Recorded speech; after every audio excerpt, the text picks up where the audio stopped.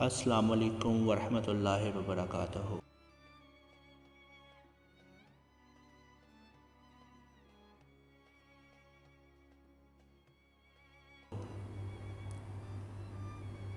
جنت کا گھر۔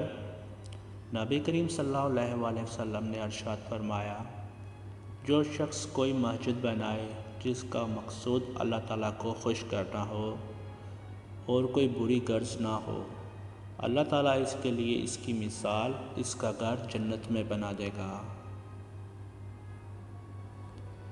جنت کا گھر مسجد سے بڑا ہوگا۔ نبی کریم صلی اللہ علیہ وسلم نے یہ بھی ارشاد فرمایا، جو شخص اللہ تعالیٰ کے لیے مسجد بنائے گا، اللہ تعالیٰ اس کے لیے جنت میں ایک گھر بنائے گا جو اس سے بہت لمبا اور چوڑا ہوگا۔